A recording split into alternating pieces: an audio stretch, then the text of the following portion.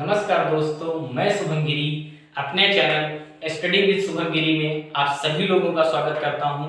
और आज हम आपके सामने ये जो वीडियो लेकर के आए हैं, इसमें हम बात करने वाले हैं राजस्व लेखपाल के संपूर्ण पाठ्यक्रम की और हमारी तैयारी कैसे चलेगी, हम कैसे इस एग्जाम को निकाल सकते हैं। इन सभी बातों पर आज हम विस्तृत रूप से चर्चा करने वाले हैं। और हमारी ये जो आज की इस वीडियो की ये जो यात्रा शुरू होने वाली है, वो हम राजस्व लेखपाल के पाठ्यक्रम से हम बात करेंगे। और इस वीडियो के अंत में जो हिंदी का सिलेबस है, जो हिंदी के चैप्टर्स आने वाले हैं और हर चैप्टर को हम कैसे तैयार करेंगे, इस बात की भी चर्चा हम करेंगे। मेरे बहुत सारे जो भाई लोग हैं, दोस्त लोग हैं, उनकी एक रिक्वायरमेंट आ रही है कि सर आप ग्रामीण समाज के ऊपर वीडियो बनाएं। तो मैं आपकी बात का पूरा ध्यान रखते हुए इस वीडियो में हम राजस्व लेखपाल के पूरे पाठ्यक्रम की चर्चा करेंगे। और जो अगली वीडियो हमारी कल जो अपलोड होगी, उसमें हम ग्रामीण समाज को लेकर के पहला वीडियो बनाएंगे। आप पूरी वीडियो देखें, अंत तक देखें, सपोर्ट करते रहें, शेयर करते रहें और सब्सक्राइब भी करते रहें। तो चलिए आज की वीडियो हम शुरू करते हैं राजस्व लेखपाल संपूर्ण पाठ्यक्रम का एनालिसिस। तो सबसे पहले आप ये देख लीजिए कि जो संपूर्ण लेखपाल में को जो बांटा गया है पेपर को, वो 4 खंडों में बांटा गया है। 1, 2, 3, 4, जिसमें से पहला खंड है सामान्य हिंदी।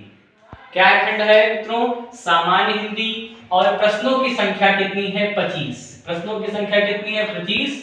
और निर्धारित अंक भी है 25। यानी कि हम कहें कि एक जो प्रश्न है वो 1 अंक का है। सामान्य हिंदी से 25 प्रश्न आएंगे और सभी प्रश्न 1-1 नंबर होंगे और 25 नंबर होंगे। दूसरा जो खंड है वो है गणित का, जिसमें हम गणित की बात करेंगे। इसमें भी प्रश्नों की संख्या 25 है और निर्धारित अंक 25 हैं। यानी कि एक जो प्रश्न है वो भी 1 अंक का है। ठीक इसी प्रकार से सामान्य ज्ञान की अगर हम बात करें तो प्रश्नों की संख्या 25 है और निर्धारित अंक भी 25 हैं। और ग्रामीण समाज एवं विकास, ये एक ऐसा विषय है जिसमें सभी मेरे दोस्त जो हैं थोड़ा सा कंफ्यूज हैं कि आखिर इस विषय को कैसे तैयार किया जाए, कौन से टॉपिक्स पढ़े जाएं जो हमारे राजस्व लेखपाल के एग्जाम की दृष्टि से हमारे लिए बहुत जरूरी हों। तो आप बिल्कुल भी चिंता ना करें, आप मेरे चैनल के साथ जुड़े रहें। यकीन मानिए कि अगर आप मेरी वीडियोस को देखेंगे, मेरे चैनल को निरंतर रूप से देखेंगे, तो आप पक्का 100% मैं कह रहा हूँ राजस्व लेखपाल के एग्जाम को निकालने में आप कामयाब हो सकते हैं। तो ग्रामीण समाज में विकास से भी 25 सवाल आएंगे, 25 अंक के होंगे। यानी कि कुल प्रश्नों की संख्या होगी 100 और निर्धारित अंक भी हैं इसमें 100। और जो समय सीमा है वो 2 घंटे है। यानी कि 120 मिनट में आपको इन सभी सवालों के जवाब देने होंगे। और दूसरी बात मैं एक चीज बता दूं, अगर हम ध्यान दें तो सामान्य ज्ञान और ग्रामीण समाज 50 क्वेश्चन, यानी कि ऐसे विद्यार्थी जिनका सामान्य अध्ययन बहुत ही ज्यादा मजबूत है और जो 3-4 वर्षों से तैयारी कर रहे हैं, उनके लिए ये एक प्लस पॉइंट है। वो यहाँ पर थोड़ी सी जो एसएससी वाले स्टूडेंट्स होते हैं, बैंक्स वाले स्टूडेंट होते हैं, जिनका जीएस तो कमजोर होता है लेकिन मैथ्स उनका अच्छा होता है, तो आप यहाँ पर थोड़ा सा लीड में उनसे आ सकते हैं। लेकिन अगर आप गणित और हिंदी, ये तो एक ऐसे टॉपिक हैं जो बहुत ही ज्यादा आपको मार्क्स देंगे, क्योंकि हिंदी एक ऐसा विषय है जिसका जो पाठ्यक्रम है वो सीमित है और बाहर से सवाल आपको नहीं मिलेंगे।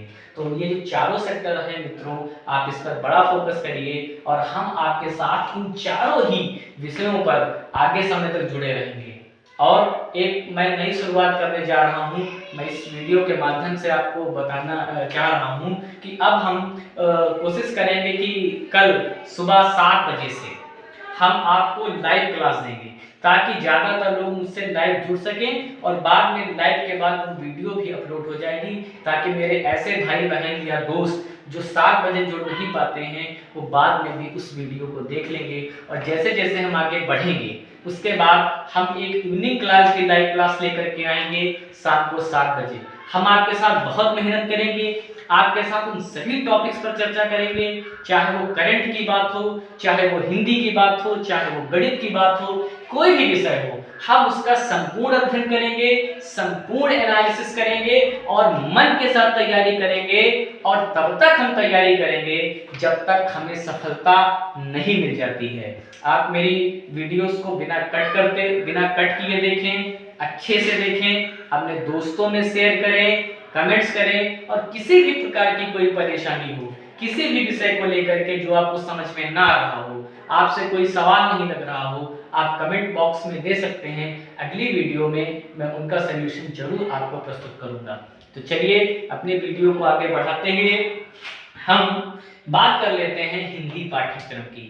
मैंने इस वीडियो में इनमें जो विशेष रूप से आज मैं पाठ्यक्रम की चर्चा करने वाला हूं वो मैं हिंदी की चर्चा करने वाला हूं।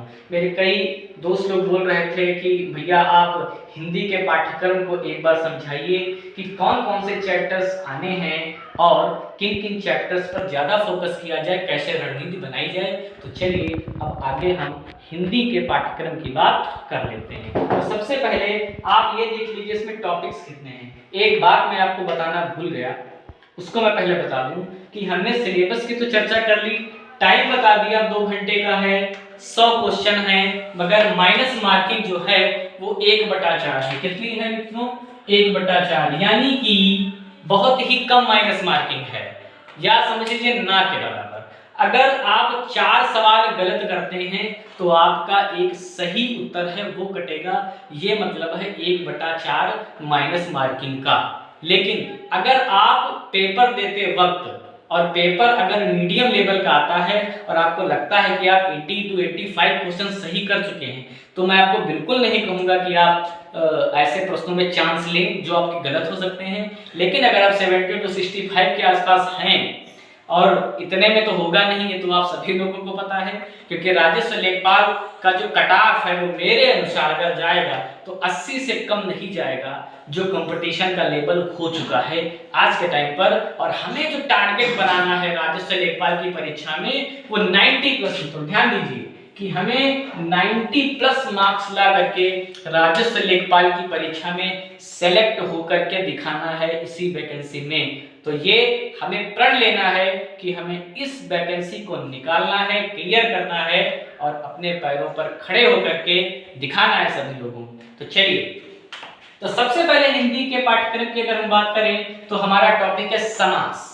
समास एक ऐसा टॉपिक है कि कोई भी ऐसा जो परीक्षा की तैयारी हम कर रहे हो, चाहे टेट हो, सीटेट हो, कोई भी उत्तर प्रदेश अधीनस्थ चयन आयोग का एग्जाम हो, उसमें समास चैप्टर जरूर आता है। तो जब हम इस चैप्टर्स की चर्चा करेंगे तो आप किसी भी परीक्षा की तैयारी कर रहे हो, आपके लिए ये टॉपिक बड़ा ही काम आएगा और समास से सवाल जरूर आएंगे। इसलिए मित्रों, आप समास के चैप्टर को अच्छे से पढ़ें, ध्यान से पढ़ें। हम अपनी जब वीडियो लेकर के आएंगे समास की तो हम उसमें चर्चा करेंगे।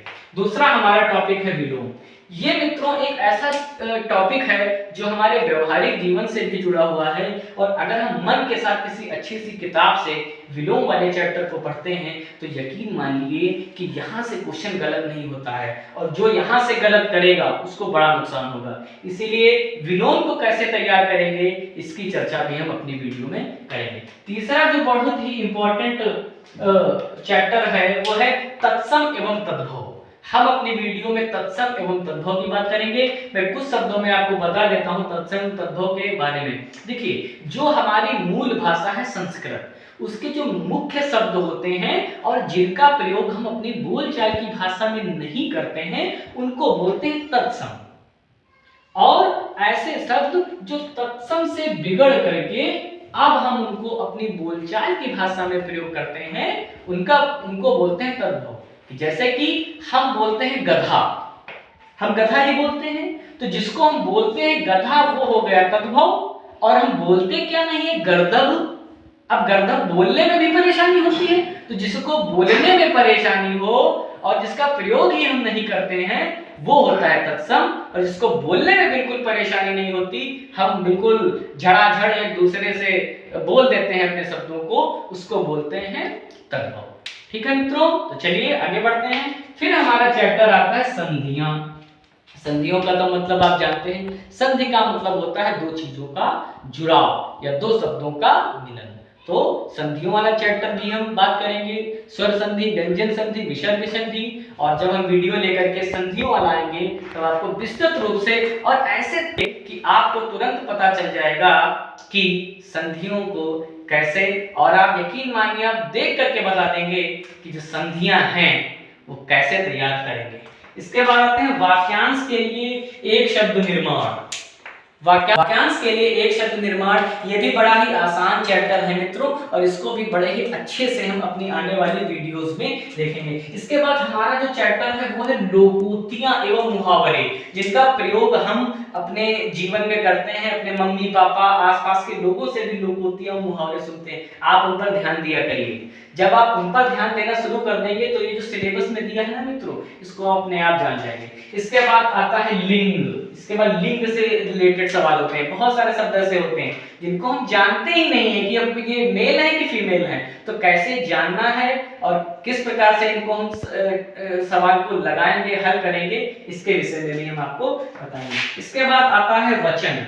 वचन का मतलब होता है कि अंग्रेजी में भी आप पढ़ते हैं सिंगुलर नाउन, प्लूरल नाउन, कुछ उसी प्रकार का कि ज्ञात होगा कि एक है, दो है, तीन है, तो इसकी विषय में भी चर्चा हम करेंगे। इसके बाद है वाक्य संशोधन, बड़ा ही इंपॉर्टेंट सवाल है और सबसे ज्यादा मेरे दोस्तों को परेशानी इस वाक्य संशोधन में ही होती है, तो आप बिल्कुल चिंता मत करिए, आने वाली वीडियोस में हम इस चैप्टर के ऊपर भी चर्चा करेंगे। इसके बाद आता है कारक, कर्ता ने कर्म को करण से, ये जो वाला चैप्टर है इसको भी हम बड़े ही विस्तार से समझाएंगे और एक एक क्वेश्चन यकीन मानिए आप गलत नहीं करेंगे, बस आप इस चैप्टर्स को ध्यान से देखिएगा। इसके बाद काल यानी समय वाले चैप्टर को हम बात करेंगे कि वाक्य दे देता है, वो कहता है कि बताइए यह कैसा वाक्य है, पूर्ण भूत अपूर्ण भूत, तो इसकी भी चर्चा हम आने वाली वीडियोस में करेंगे। वर्तनी की हम बात करेंगे कि कौन सा शब्द सही लिखा है, उज्जवल है या कवित्री है, इस टाइप के जो सवाल आते हैं उनकी चर्चा हम वर्तनी में करेंगे। त्रुटि से संबंधित सवाल आएंगे कि एक वाक्य होता है कई खंडों में उसको लिख देते हैं और कहते हैं बताइए कि ये जो सवाल है वो किस खंड में है, कि अगर कोई इसमें त्रुटि नहीं है तो आप ऑप्शन डी लगा दीजिए। तो इस चैप्टर भी बड़ा ही आसान चैप्टर है, अच्छे से सीखेंगे, साथ में मिलकर के सीखेंगे, चिंता बिल्कुल न करें। और एक आता है अनेकार्थी शब्द, यानी कि बहुत सारे शब्द ऐसे होते हैं जिनके एक शब्द के कई अर्थ होते हैं, है ना, तो इस चैप्टर की भी हम चर्चा करेंगे। और जो आखिरी हमारा टॉपिक है, आप सभी लोग इससे परिचित हैं, अपठित गद्यांश, यानी कि एक गद्यांश दे रखा होगा और उससे जरूरी नीचे सवाल दे रखे होंगे। इस सवाल को करने के लिए हम क्या करेंगे, पहले संपूर्ण गद्यांश को पढ़ेंगे और उसके बाद उसी पर आधारित नीचे दिए गए प्रश्नों को हल करेंगे। तो बड़ा ही आसान चैप्टर है और हम हिंदी को इतना अच्छे से निचोड़ के रख देंगे आने वाले समय में कि आपको हिंदी के किसी चैप्टर में मित्रों बिल्कुल होगा ही नहीं। तो मैं बस अपनी वीडियो को अंत में आपसे ये कहना चाहूंगा, आप मेरी इस वीडियो को ज्यादा से ज्यादा देखें, ज्यादा से ज्यादा शेयर करें, लाइक करें, कमेंट्स करें और किसी भी प्रकार की कोई परेशानी हो आप कमेंट्स बॉक्स में जरूर रखें, ठीक है मित्रों। और मैं जैसा कि मैं शुरू कर रहा हूं कि मैं कोशिश करूंगा कल से मैं रोज सुबह 7 बजे आपको लाइव क्लास दूं, ज्यादा से ज्यादा लोगों को जोड़ें और साथ में मिलकर तैयारी करें और मेरे साथ ठानिए कि अब हम इस परीक्षा को निकालेंगे और निकाल के रहेंगे। और इन्हीं शब्दों के साथ मैं अपनी बात को विराम देना चाहूंगा। जय हिंद, जय भारत।